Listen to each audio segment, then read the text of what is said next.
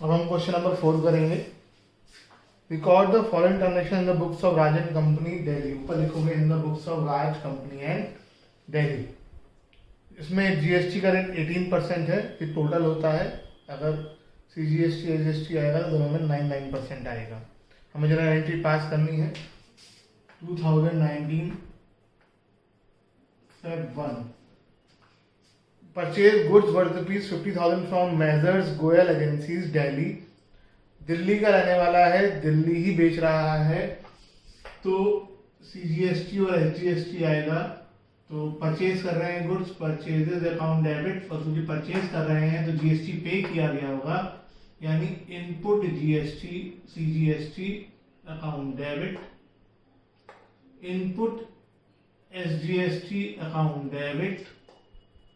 और किससे खरीदा है? गोयल एजेंसीज से। सबसे पहले ट्रेड डिस्काउंट माइनस करके अमाउंट परचेज के सामने आएगी। अमाउंट है 50,000। 50,000 का 20% निकालो, खुद निकालना बेटा, वीडियो रोक लेना। यह आ जाएगा 40,000 माइनस करने के बाद, यह आ जाएगी अमाउंट परचेजेस में। फिर जीएसटी कितना है? 18% है, तो 9% इसका हुआ, 9% इसका हुआ। 3,600 प्लस करके गोयल एजेंसीज में 47,200 being goods purchase from Goyal agencies. Calculations खुद करेंगे। Next, February 3, purchase goods from Mona trading company Calcutta. इसमें भी गुड्स परचेज करें, लेकिन कलकत्ता से परचेज करें, तो यहां पर क्या कहते हैं, सीजीएसटी एसजीएसटी नहीं आएगा, क्योंकि हमने दूसरी स्टेट से परचेज किया है। तो यहां पर इनपुट आईजीएसटी आएगा। किससे खरीदा है? Mona trading company. कलकत्ता सिर्फ ये बताने के लिए दिया है कि अब आपको यहाँ पे लिखना क्या है। तो जब भी दूसरी स्टेट से सामान खरीदा जाएगा या बेचा जाएगा तो आईजीएसटी आएगा और एक ही अकाउंट आएगा, फिर दो नहीं आएंगे। परचेज में अमाउंट, क्योंकि यहाँ पे तो कोई ट्रेड डिस्काउंट है नहीं, 30,000 आ जाएगी। और यहाँ पर सीधा 18% आएगा। 18% निकालो 30,000 का, 5,400, और टोटल करके 35,400 मोना ट्रेडिंग में being goods purchase from Mona trading company. February 4, salary paid to employ by cheque. Salary pay करने में कोई जीएसटी नहीं आता है, आपको मैंने पिछले क्वेश्चन में भी बताया था। सिंपली सैलरी अकाउंट डेबिट, और चेक से पे करा है, इसलिए टू बैंक अकाउंट।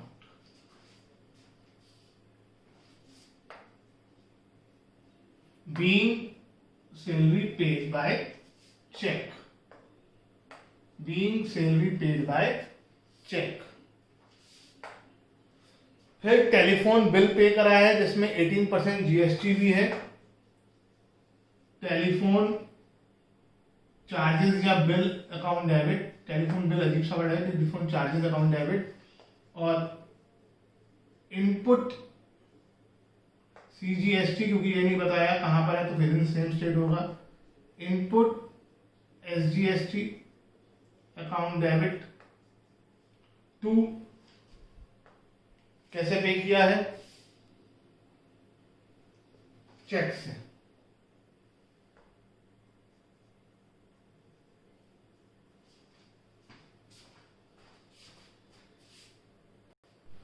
अब इसमें ये बता दिया है क्वेश्चन में कि हमने जो पे किया है चेक से वो 2360 पे किया है।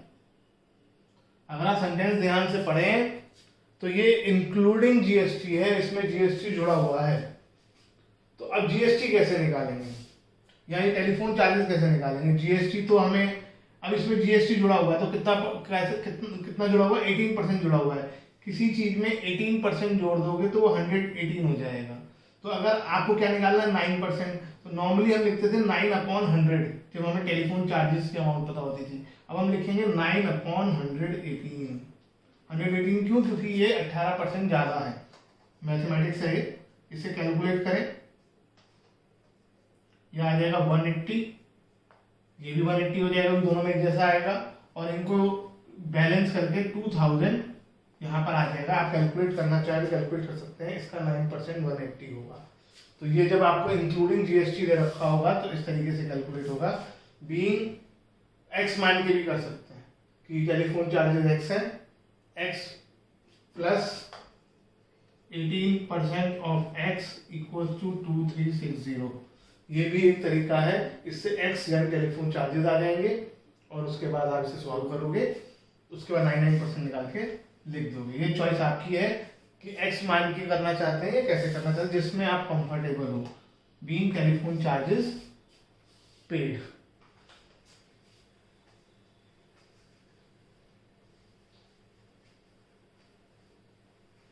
आगे फरवरी 7, गुड्स सोल्ड करे हैं चेक से और उसी दिन चेक बैंक में जमा भी कर दिया है। तो क्योंकि चेक बैंक में जमा कर दिया है तो हम एंट्री करेंगे, नहीं सॉरी, चेक डिपॉजिट करा है 8 को, सॉरी मैंने ध्यान से पढ़ा नहीं, तो इसलिए cheque in hand account debit होगा क्योंकि फरवरी 7 को चेक जमा नहीं हुआ। टू सेल्स और जीएसटी तो है ही, तो इसलिए टू आउटपुट, क्योंकि गुड्स सोल्ड हो रहे हैं, सीजीएसटी। कुछ बताया किसको बेचा है? नहीं बेचा, वही बताया, तो इसलिए मान लेंगे दिल्ली में ही बेचा है, तो इसलिए आउटपुट सीजीएसटी और आउटपुट एसजीएसटी आएगा। और अमाउंट 20,000 सेल्स की होगी। दूसरी इंपॉर्टेंट चीज, ये जो ऊपर परसेंटेज दिया होता है 18% दिया है, ये गुड्स में तो यही रहेगा, बाकी सब चीजों में अलग हो सकता है, जिसमें अलग होगा उसका रेट वो बताएंगे। तो 9% यहाँ आ जाएगा, इसका 9%, दोनों में 9% आ जाएगा और टोटल करके चेक इन हैंड में आ जाएगा। Being goods sold. अब फरवरी 8 को ये चेक बैंक में डिपॉजिट हो गया, ये हमने पहले भी किया हुआ है। Bank account debit to cheque in hand account being cheque deposited into bank, और अमाउंट फरवरी 7 वाली ही आ जाएगी। अपने आप अमाउंट लिखोगे। फरवरी 9 हमने फर्नीचर खरीदा है, अंबाला से खरीदा है, तो दूसरी स्टेट से हो गया, इस वजह से आईजीएसटी आएगा। फर्नीचर अकाउंट डेबिट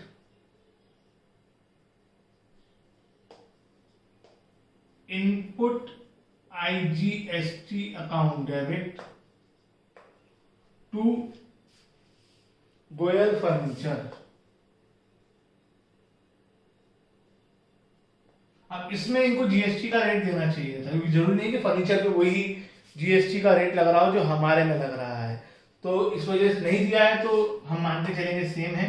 तो 25,000 का 18% निकाल के 18 निकलेगा, 9 नहीं, अब 18 निकाल के यहाँ और टोटल करके यहाँ बीइंग फर्नीचर परचेज्ड। फरवरी 11 गुड्स सोल्ड करे हैं माया सेल्स को कानपुर में, गुड्स सोल्ड करे हैं कानपुर में, तो हमारे क्या कहते हैं, इसका मतलब आईजीएसटी आएगा माया सेल्स को, तो Maya sales account debit to sales account to output, क्योंकि सेल करा है जीएसटी कलेक्ट किया होगा, आईजीएसटी अकाउंट डेबिट, क्योंकि कानपुर जो है वो उत्तर प्रदेश में आता है, ना कि दिल्ली में। दिल्ली तो अकेली एक सिटी है तो कोई दिक्कत ही नहीं है आपको पहचानने में, बाकी में आपको ऐसी कंफ्यूजन नहीं होगा, क्योंकि हमें सब देशों के शहरों के नाम, सभी स्टेट के शहरों के नाम तो नहीं पता होंगे, इसलिए उसने जानबूझ के दिल्ली दिया है, और ज़्यादा ज़्यादा आपको उत्तराखंड दे देंगे ताकि आपको पता हो कि हमारी स्टेट में आता है नहीं आता है। तो वैसे इतना भी नहीं देंगे। 50,000 आउटपुट आईजीएसटी में 18% आ जाएगा, जोड़ के माया सेल्स में आ जाएगा। फरवरी being goods sold to Maya sales. फरवरी 15 लीगल फीस पेड हमने करा है, लीगल फीस में भी जीएसटी होता है, तो लीगल फी अकाउंट डेबिट, और विद इन स्टेट ही वो बॉम्बे में है, दूसरी स्टेट में है, तो input IGST account debit to bank. Legal fees में अमाउंट 8000 आ जाएगी, 18% IGST में आ जाएगा और टोटल करके बैंक में आ जाएगा, being legal fees paid by bank. ये अमाउंट्स आप खुद पूरा करेंगे, जहां जहां मैंने अमाउंट स्किप करी है ये आपका काम है कॉपी में पूरा करना, और ये आप मुझे भेजेंगे भी होमवर्क में, इन्हीं को कंप्लीट करने का काम दूंगा मैं। एक आध क्वेश्चन और भी आएगा, लेकिन इनको तो आपको कंप्लीट करना ही है। फरवरी 17 को क्या हुआ है कि गोयल ब्रदर्स ने, गोयल एजेंसीज ने, जिनको हमने फरवरी में उनको सामान जिनसे खरीदा था, हमने उनको सामान वापस कर दिया, तो परचेज रिटर्न हो गया ये। तो Goyal agencies account debit to purchase return, और क्योंकि हम गुड्स वापस कर रहे हैं परचेज, तो जो हमने GST पे किया था वो GST पेड रिवर्स हो जाएगा, वो वापस वो भी एडजस्ट होगा, तो इसलिए यहाँ पर इनपुट GST ही आएगा, इनपुट CGST क्योंकि वो दिल्ली का ही था, और इनपुट SGST। अब इंपॉर्टेंट चीज फिर वही है कि ये लिस्ट प्राइस दे रखी है 10,000, और ऊपर फरवरी 1 में 20% ट्रेड डिस्काउंट था, तो 10,000 में से 20% लेस होकर परचेज रिटर्न में आ जाएगा, 99% अमाउंट यहाँ आ जाएगी, और टोटल करके अमाउंट गोयल एजेंसीज में आ जाएंगी। तो ये कैलकुलेशंस आपको खुद करनी है, जिसको नहीं समझ में आएगा वो मुझसे पर्सनली पूछ लेगा। फरवरी 19, goods worth ₹5,000 were distributed as free samples which were bought from Mona Trading and Company। तो मोना ट्रेडिंग एंड कंपनी से जो गुड्स खरीदे थे उस पर IGST था, क्योंकि वो दूसरी स्टेट से खरीदे थे ना, कलकत्ता से, इसलिए बताया उसने किससे खरीदे हुए गुड्स हैं। तो फ्री सैंपल्स की तरह बांटा है, तो आप फ्री सैंपल्स अकाउंट यूज कर सकते हो। पिछली बार मैंने एडवर्टाइजिंग यूज किया था। आपके पास दो ऑप्शन है और आपको दोनों मालूम होने जरूरी है। आप यूज चाहे कोई करो, आपको दूसरा भी मालूम होना चाहिए, क्योंकि MCQs में फिल इन द ब्लैंक्स में इस तरह से क्वेश्चन आ सकता है। और क्योंकि तब हमने इनपुट IGST अकाउंट डेबिट किया था, तो यहाँ पर भी इनपुट IGST अकाउंट ही क्रेडिट हो जाएगा रिवर्सल की वजह से। और वहां पर कोई ट्रेड डिस्काउंट नहीं था, तो 5,000 अमाउंट सीधा परचेज के सामने आ जाएगी। इसका 18% यहाँ आएगा और टोटल करके फ्री सैंपल्स में, being goods distributed as free samples. फिर February 21, sold goods against cheque to Ram, जो अगले दिन बैंक में जमा हुआ, तो cheque in hand account debit. Ram का इसमें कोई रोल नहीं कि राम ने चेक दे दिया। To sales to output CGST to output SGST account. Amount आपको दे रखी है, अमाउंट जो है वो 20,000 है, वो सेल्स में आ जाएगी। 9% अमाउंट यहाँ आ जाएगी, क्योंकि राम का नहीं बताया हुआ कहाँ का है, तो मान लेंगे दिल्ली का ही है, और टोटल करके अमाउंट चेक इन हैंड में आ जाएगी। अगली एंट्री फरवरी 22 को ये वाला चेक बैंक में डिपॉजिट हो गया, bank account debit to cheque in hand account, और चेक इन हैंड वाली अमाउंट आ जाएगी। ये एंट्री आप खुद ही करोगे। February 24, sold goods to Rohan sons, Delhi का ही है ये, तो गुड्स सोल्ड करे हैं, तो बिल्कुल रोहन सोल्स दे रखा है, तो Rohan sons account debit to sales to output CGST to output SGST। अगले वाले में कहा है फरवरी 26 में, bought goods from Pahuja store Shimla, ये दूसरी सिटी है, तो इसमें purchase account debit, input IGST account debit to Pahuja store, और अमाउंट आप निकालेंगे। ये आपका होमवर्क है।